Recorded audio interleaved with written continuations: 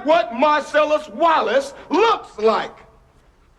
What? Say what again? Say what again? Damas e cavalheiros, recentemente eu ranqueei e reagi a alguns dos piores diálogos do cinema. Mas hoje eu quero ser um pouco mais positivo. Então a gente vai ver o outro lado da força, as coisas boas que foram feitas, os melhores, na minha opinião, alguns dos melhores diálogos, tanto do cinema quanto das séries, porque diálogo é um negócio difícil pra caramba de escrever. Todo mundo que já escreveu um livro, um roteiro, um texto de ficção sabe como que é difícil criar diálogos. E basicamente, já pra gente ter uma noção de o que a gente vai estar avaliando, existem 4 motivos que fazem com que um diálogo se destaque e seja inteligente e bem feito. O primeiro motivo é o diálogo que a gente chama de cinético. O diálogo cinético ou diálogo kinético é aquele que vai fazer com que o público receba uma descarga de adrenalina. Normalmente quando você tem trocas de fala muito intensas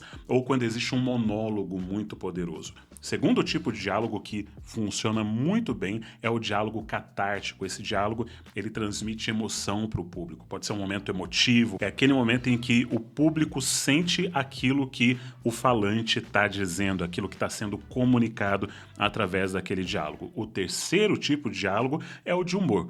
Ou seja, te faz rir e por isso que ele é bom. E o quarto é o diálogo realista ou natural. Porque nem todo diálogo natural é realista e nem todo diálogo realista é natural.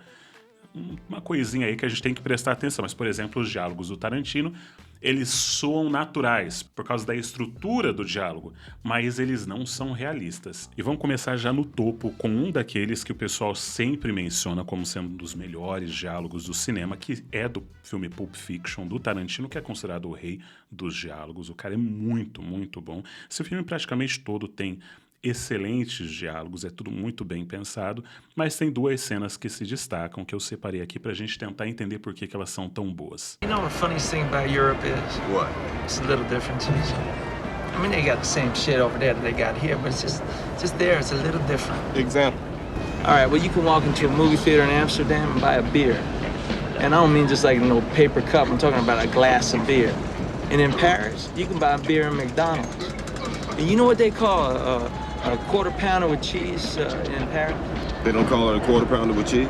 Oh man, they got the metric system. They wouldn't know what the fuck a quarter pounder is. Nos Estados Unidos eles usam o sistema imperial e não o sistema métrico. E lá o quarteirão, eu acho que é a referência, quarteirão com queijo, lá é quarter pound, ou seja, 1/4 de um pound, 1/4 de uma libra, ou seja, é um peso. O nome do hambúrguer é o peso do hambúrguer.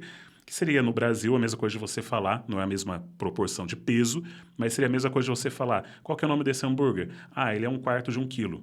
Seria isso, que seria no Brasil 250 gramas, lá é 100 e poucas gramas o quarter pound, 1/4 de 1 pound. Só que na Europa, assim como no Brasil, não usa o sistema imperial, o sistema métrico. Então não faria sentido no Brasil esse sanduíche chamar quarter pound, 1/4 de uma libra. A gente não ia entender que diabo é uma libra, o que é isso? Eu sou de Escorpião, sei lá.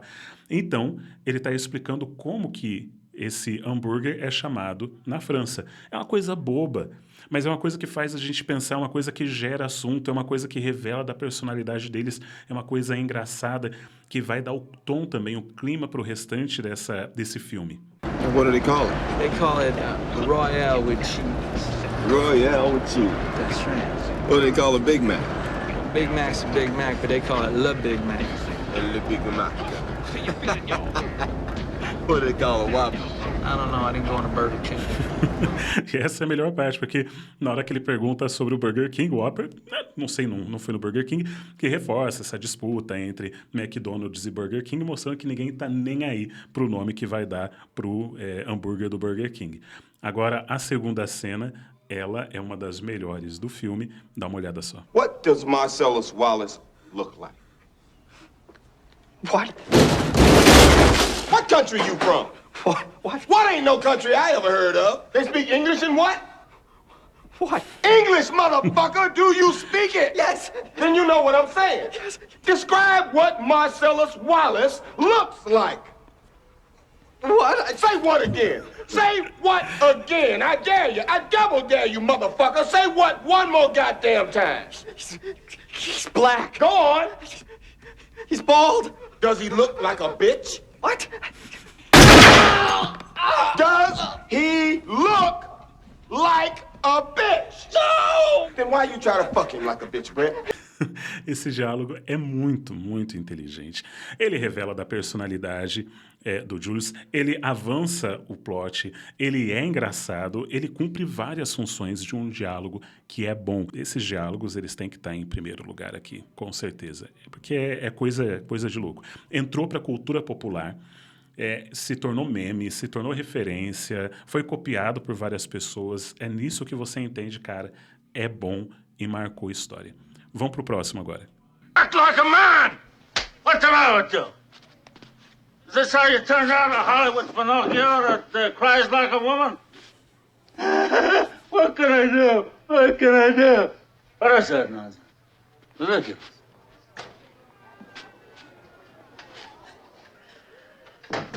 You spend time with your family? Sure I do. Good. Because a man who doesn't spend time with his family can never be a real man. Come here.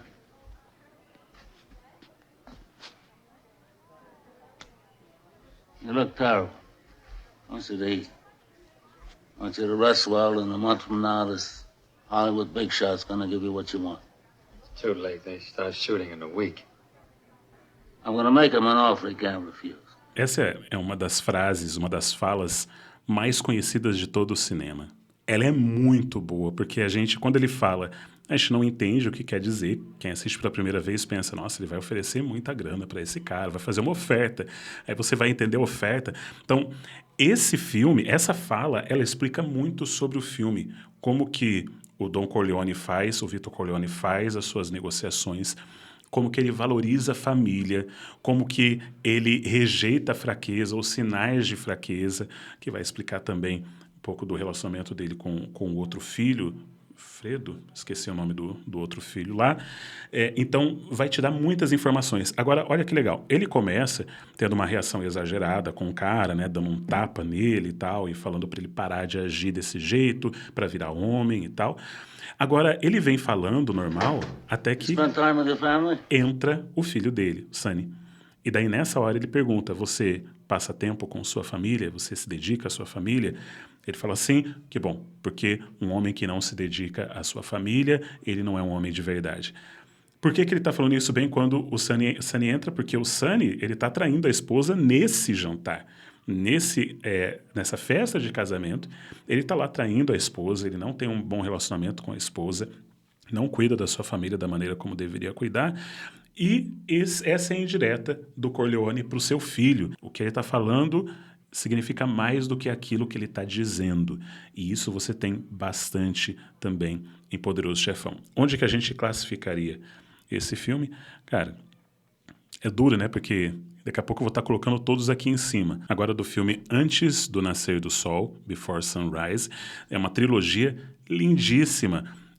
Dos filmes de romance, para mim, é um dos mais inteligentes. E quando você falar de diálogo natural e diálogo real, esse filme é sensacional. Linklater é um dos melhores em fazer esse tipo de diálogo. É muito, muito bom. Os 3 filmes são muito bons. É legal que você acompanha a história em tempo real, né? Então, se passa 20 anos no mundo real, também se passaram 20 anos lá e os atores envelheceram. É assim, é uma joia. E esse filme é cheio de diálogos bonitos. O filme todo é 100% diálogo. Esse é um filme construído em cima de diálogo. E é muito difícil de fazer isso. Ele conseguiu fazer isso de forma primorosa. E essa cena aqui é muito boa porque você tem a Celine e o Jesse, eles se conhecem numa viagem de trem na Europa. Ela é francesa, ele é americano. E ele tenta convencê-la a descer do trem para passar o dia com ele.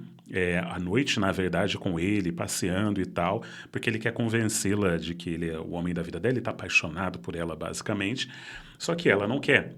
No roteiro original, ele vinha, falava alguma coisa e ela ia junto, só que a atriz, ela falou pro diretor, pro Linklater, falou assim, isso não tá certo, eu nunca sairia de um trem por uma conversa dessa. Tá parecendo muito macho americano e tal, esse jeitão não conquista a garota europeia. A garota europeia não vai cair nessa. E como que você quer? Aí ela falou, olha, tem que mostrar que você é inteligente. Você tem que mostrar que tem cérebro para você conseguir tirar uma garota do trem na Europa. E daí o ator, o Ethan Hawke, ele tinha essa cantada que ele imaginava um dia usar, que ele nunca tinha usado, mas que ele imaginava usar, que era uma cantada em que ele chegaria numa mulher e falaria que ele tinha uma máquina do tempo, que era para ela imaginar uma máquina do tempo, que daqui a 20 anos ela estaria casada, só que ela ia se lembrar quando ela já estivesse mal no casamento, ela ia se lembrar desse encontro. E se o encontro tivesse sido ruim, pelo menos ela ia ficar feliz de saber, bom, eu não escolhi tão mal, meu marido não é tão ruim quanto aquele babaca que eu encontrei 20 anos atrás. Então, é para convencer a ir com ele, para pelo menos no futuro você ter uma chance de felicidade com o seu futuro marido. Você já vai entender como é que ele faz isso, é muito bom. All right. Think of it like this. Jump ahead 10, 20 years, okay? And you're married. And only your marriage doesn't have that same energy that it used to have. You know, you start to blame your husband. You start to think about all those guys you've met in your life. Well, I'm one of those guys. That's me. You know, so think of this as time travel from then to now. To find out what you're missing out on. See, what this really could be is a gigantic favor to both you and your future husband to find out that you're not missing out on anything. I'm just as big a loser as he is, totally unmotivated, totally boring, and you made the right choice and you're really happy. É um diálogo que ele soa natural pela cadeia como ele é feito, ele soa real também, porque a forma como eles conversam nesse filme é bem real, bem natural, com um interrompendo o outro. Não é aquilo que você fala, eu espero, e daí eu falo, pausa, você fala. Não, um fala em cima do outro, um interrompe o pensamento do outro, fala, não, pode continuar, tal. Igual acontece no mundo real. Isso é muito difícil de fazer. Então, é um exemplo de bom roteiro, mas também de excelentes atores, porque para executar um roteiro desse que parece natural, mas não é porque foi ensaiado antes, para executar de forma que pareça natural, tem que ser um outro nível de ator mesmo. Então, se você ainda não assistiu essa trilogia, assim, separa um tempinho com a sua amada, com o seu amado, senta, assiste, tenho certeza que vocês vão gostar. Próximo. Esse daqui é Melhor é Impossível, com Jack Nicholson. Ele ganhou como melhor ator. Eu não tenho certeza se ela também ganhou como melhor atriz, a mulher que interpreta com ele, mas ganhou alguns Oscars esse filme. É um filme genial, muito bom. Uma comédia romântica, por incrível que pareça, ganhando o Oscar, mas é um nível de escrita, um nível de história, de enredo, de atuação. Jack Nicholson aqui mereceu, sem dúvida, o Oscar. E é muito legal. Só que vai aí um disclaimer. Esse filme jamais seria feito em 2024. Jamais. Você já vai entender por quê. Ele é extremamente politicamente incorreto. Ele é um cara extremamente homofóbico em vários momentos. Mas pense que ele é feito para ser assim, porque ele é um babaca. No filme ele é um babaca. E essa cena é muito engraçada, porque o vizinho dele, ele tem um vizinho que é gay, e que tem um namorado e tem um cachorrinho, e o vizinho tá perturbado com ele, parece que acha que ele fez alguma coisa com o cachorrinho, os dois estão nervosos, os dois vizinhos, e vão falar com ele. Assista esse filme, é um filme excelente. E dele tá chateado porque foi interrompido, né? O Melvin tá chateado porque ele estava trabalhando, ele é um escritor que escreve sobre mulheres, mas é um babaca completo com as mulheres, e daí ele vai aqui conversar com o vizinho porque que não é para ele ser interrompido em momento nenhum. Do you realize that I work at home? No, I wasn't aware. Do you like to be interrupted when you are nancing around in your little garden? Muito sacana, né? Muito sacana. Mas a reação do Simon, ele é um idiota. Ele é um idiota. Ele não tem fibra moral nenhuma e durante todo o filme vai mostrar isso até que ele tome um pouco de vigor e brigue e lute, né? No, I actually will turn the ringer off of my phone and sometimes put a piece of cardboard. Well, I work all the time. So never interrupt me, okay? Not if there's a fire. Not even if you hear the sound of a thud from my home and 1 week later, there's a smell coming from there that can only be a decaying human body. And you have to hold a hanky to your face because the stench is so thick that you think you're gonna faint. Even then, don't come knocking. Ele é bem-humorado. ele revela muito da personalidade do personagem principal e do vizinho também dele, o Simon. Ele avança a história, porque ele vai nos dar uma ideia sobre quais são os limites que ele está impondo. Ele é um cara que tem TOC, transtorno obsessivo compulsivo. Isso vai gerar vários problemas para ele durante o filme. E depois ele vai ter que ajudar esse vizinho quando acontece todo um problema lá na casa do vizinho de assalto e tal. Então, estabelece o relacionamento dos dois, mostra o conflito, mostra a tensão entre esse vizinho e o namorado, interpretado pelo Cuba Gooding Jr., que na época ainda fazia bons filmes. Então, assim, é um pacote completo e o texto é muito bem feito. Tipo, não bata. Se você ouvir que meu cadáver caiu lá, eu caí morto e tá cheirando podre, não bata. Você não tem autorização de bater na minha porta. Então, é muito bem pensado. É o que eu imaginaria um cara extremamente chato, tipo o Larry David do Segure a Onda falando, ou esse cara aqui falando.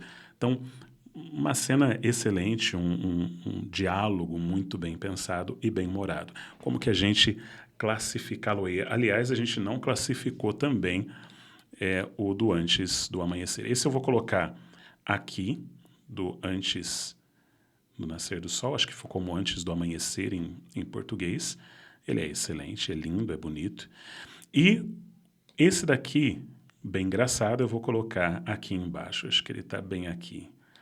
Lembrando que todos são muito bons, mas é meio a meu critério aqui, qual que eu considero melhor ou pior, você pode discordar à vontade. Próximo, a rede social. A rede social é um dos melhores filmes. Daquele ano foi o melhor filme. Filme excelente, excelente. Perdeu o Oscar. Eu não lembro para quem isso foi para o Discurso do Rei, mas perdeu um Oscar de forma completamente injusta, porque merecia o Oscar. O genial trabalho do Aaron Sorkin aqui e do David Fincher. Aaron Sorkin fez o roteiro, David Fincher que dirigiu esse filme. E os diálogos do Aaron Sorkin, em geral, esse é um cara que faz... Junto com o Tarantino, são os dois melhores dialoguistas. Existe isso, produção, dialoguistas, os caras que criam diálogos, os dois melhores. É simplesmente perfeito. E aqui, o personagem do Mark Zuckerberg, ele está numa audiência onde aqueles irmãos gêmeos estão querendo pegar uma parte do Facebook para eles, porque acham que contribuíram para algo, quando não fizeram porcaria nenhuma, só são uns idiotas, acham que o Zuckerberg roubou a ideia deles. E o Zuckerberg está ouvindo isso, só ouvindo, e não está prestando atenção em nada, não está dando a mínima para o que está falando. De repente, ele faz comentários de que está chovendo. E essa é uma das melhores conversas, um dos melhores diálogos já registrados no cinema. É muito inteligente, olha só. It's raining. I'm sorry? It just started raining. Mr. Zuckerberg, do I have your full attention? No. Do you think I deserve it? What? Do you think I deserve your full attention? Então, aqui você tem no começo ali, aquilo que a gente chama de diálogo de opostos. O cara tá falando sobre o processo, como que o Zuckerberg responde? Tá chovendo. Aí o cara, é o quê? Começou a chover. Aí o cara, você tá prestando atenção no que eu tô falando? Porque mostra justamente como eles estão em mundos opostos. E depois o Zuckerberg vai falar, minha cabeça tá lá no prédio, na minha empresa, pensando em coisas que vocês não têm capacidade de pensar, nem esses dois aqui têm capacidade de pensar, é lá que está a minha cabeça, aqui eu estou dando só um pouquinho de atenção para vocês. Então, você tem que pensar na mente do personagem, no que está por trás, no que ele está passando, nas emoções que ele está passando, para criar um diálogo que reflita isso. E quando você faz isso, o público percebe, nossa, esse cara está dando a mínima para o que está acontecendo aqui. E é isso que esse advogado sente e daí tenta confrontar o Zuckerberg a respeito disso. I had to swear an oath before we began this deposition, and I don't want to perjure myself, so I have a legal obligation to say no. Okay, no. You don't think I deserve your attention? I think if your clients want to sit on my shoulders and call themselves tall, they have a right to give it a try, but there's no requirement that I enjoy sitting here listening to people lie. You have part of my attention, you have the minimum amount. Essa metáfora que ele usa, se eles querem subir nos meus ombros e serem chamados de alto, o problema é deles, mas você não pode querer que eu aproveite, que eu curta isso, que eu goste disso. Mostra atenção, avança o enredo, revela a personalidade, tem um humor meio sombrio, porque o clima é muito tenso, mas tem esse tom do humor ácido que esse personagem foi construído. Lembrando que esse é um personagem que não é o Mark Zuckerberg que é inspirado, é um personagem aparentemente mais agradável até do que o Mark Zuckerberg, por tudo que a gente já viu nas redes sociais a respeito daquele cara que parece mais um robô do que um ser humano. Mas é um diálogo extremamente inteligente e todo o filme, todas as obras do Aaron Sorkin têm essa característica de ter diálogos kinéticos ou cinéticos, diálogos que têm trocas muito rápidas, normalmente coloca duas pessoas muito inteligentes, uma respondendo para a outra. Sabe aquelas cenas que a gente já viu do cara entrando, por exemplo, numa empresa e ele vai falando uma coisa, a pessoa responde, ele já fala com outra pessoa e vai e fala com todos ao mesmo tempo e vai respondendo e volta para outro cara. Aquela coisa maluca que você fica, meu Deus, o que está acontecendo aqui? Você fica até meio perdido. Esse cara, Aaron Sorkin, é o cara para fazer esse tipo de diálogo. É o tipo de diálogo que te deixa bagunçado, te energiza, leva seu nível de energia lá para cima para você ficar, caramba. Excelente tipo de diálogo, muito difícil de escrever, muito difícil. Não é à toa que são poucos que conseguem, a maioria que tenta fica bem esquisito. Tem que exercitar bastante para fazer esse tipo de diálogo. Onde que a gente colocaria esse diálogo? Para mim, esse diálogo aqui, ele está tranquilamente aqui em cima. Será que a gente vai ter algum aqui para baixo? True Detective, cara, série maravilhosa. Eu queria reassistir pela primeira vez essa primeira temporada. Eu assisti umas 3 ou 4 vezes essa primeira temporada. Assisti as outras temporadas, nenhuma valeu a pena. Essa primeira temporada é nível de gênio, porque você sabe, True Detective é uma série antológica, então cada temporada é diferente da outra, são outros personagens, outras histórias, igual Fargo ou American Horror Story. Mesma coisa, então você não precisa assistir todas. Então assisti só a primeira e para mim tá bom demais. Essa última então foi horrível, mas excelente e tem alguns diálogos muito bons. This place is like somebody's memory of a town and the memory's fading. It's like there was never anything here but jungle. Stop saying shit like that. It's unprofessional. O Rust, ele sempre tem essas falas meio filosóficas, ele possui toda uma filosofia complexa e tudo que ele fala sempre é meio metafórico, ou tem algum significado oculto, ou tem muito subtexto. Já o personagem do Woody Harrelson, acho que é Marty o nome, ele odeia isso. Ele é um cara objetivo, claro, é isso, então vamos aqui, pronto, acabou. 2 mais 2, 4, pronto, tá feito. Ele não gosta de ficar filosofando a respeito das coisas. E ele está cansado de ouvir o Rusty falando sempre essas coisas. Então, nesse momento, ele dá uma bronquinha no Rusty, mas o Rusty não vai deixar barato. Is that what I'm going for here? Just want you to stop saying odd shit, like you smell a psychosphere or you're in someone's faded memory of a town. Just stop. Given how long it's taken for me to reconcile my nature, I can't figure I'd forgo it on your account, Marty. Confundiu ainda mais o Marty.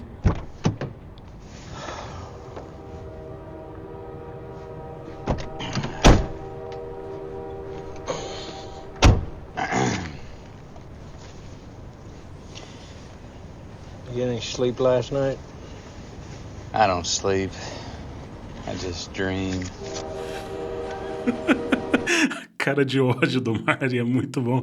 Que merda que você tá falando? Eu não durmo, eu só sonho. Então, esse tipo de fala do Rusty é que incomoda o Marty. Então, esse diálogo é perfeito porque ele mostra como que essa relação ela é muito sensível, porque um não gosta do outro.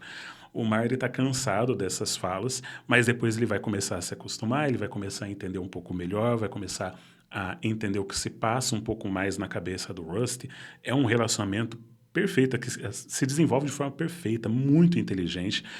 É uma fala que mostra qual que é o tom dessa série, é um tom filosófico, você vai ter muitas questões existenciais sendo tratadas, existenciais, religiosas, muito profundas, sendo refletidas nessa série.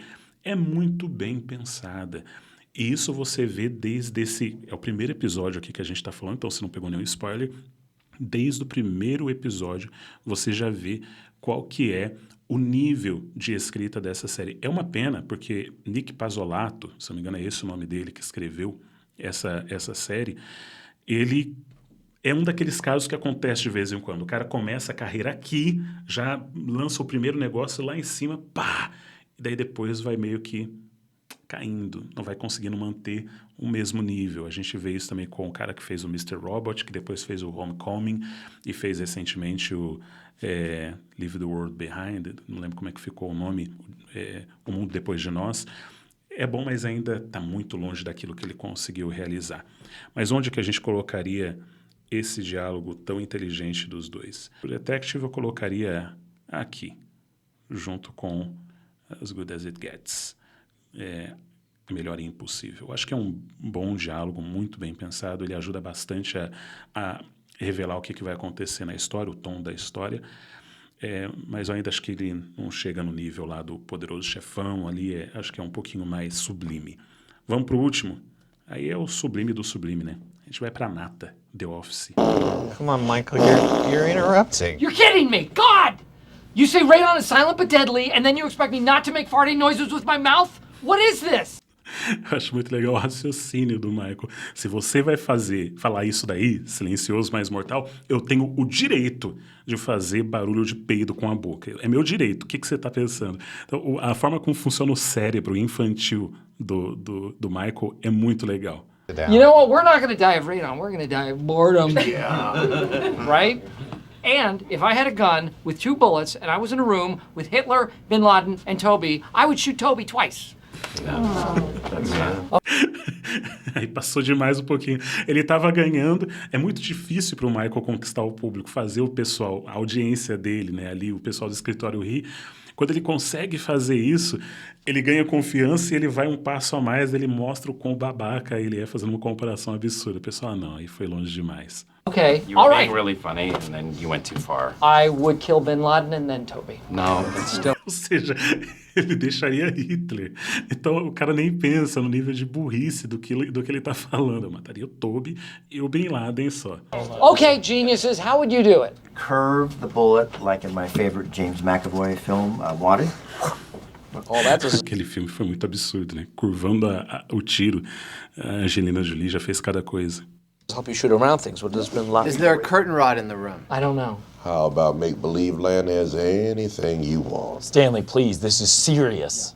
Is this the thing where they use an icicle so there's no evidence? Yes, we stabbed Toby through the heart with an The icicle. whole 2-bullet thing is a red herring. Here's how you do it. You line them all up, you take 1 bullet, shoot them all through the throat at the same time. Watch this. Phyllis, you're Hitler. Come up here. Toby, you're Toby. Andy, you're Bin Laden. Line up. I don't want... O Andy comemorando, yes, eu sou o Bin Laden. Que idiota, cara. E o coitado do Toby ali tendo que passar por essa situação. Não tô confortável com isso, gente. Não gostei dessa brincadeira. Throats together. Toby, just do it! Toby, come on. God! Ready? 1 bullet. And boom! Yeah, that works. A cara de satisfação do Michael. Pronto, resolvemos o problema.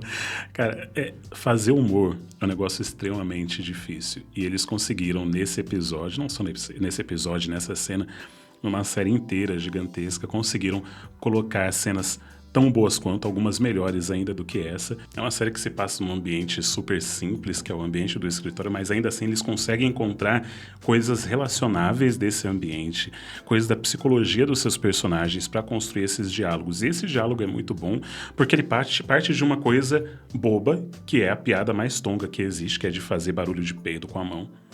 E daí vai ampliando para uma tentativa de piada maior, falando do Bin Laden e tal, e não dá certo. E daí vai extrapolando para coisas ainda mais absurdas, de fazer o tiro fazer curva, enfiar a estaca de gelo, e daí o exemplo final de não coloque todos alinhados, tiro na garganta. Então ele pega uma coisa boba e vai ampliando de um jeito para o absurdo, e o humor ele trabalha muito com o absurdo. E todo mundo naquele ambiente reagindo como se fosse a coisa mais banal, mais normal do mundo, quando na verdade qualquer um que olha de fora ri e acha ridículo. E essa é uma das coisas legais de fazer humor, é trabalhar com o absurdo, com o ridículo, como se fosse a coisa mais normal do mundo. The Office, pra mim, tá no nível de Poderoso Chefão. Quem quiser discutir comigo vai ter um sério problema, mas fique à vontade para tentar. Cara, não teve nenhum aqui nas coresinhas aqui de baixo, porque são todos excelentes. Se você tem alguma sugestão de outros diálogos interessantíssimos de filmes e séries que mereceriam estar nessa lista, Deixa aí nos comentários, também me segue lá no Instagram, @JurandirGouveia. E lá no meu Substack tem um artigo só sobre diálogos, para você poder aprender melhor como criar diálogos que realmente sejam interessantes e cativem a audiência. Um forte abraço e arrivederci.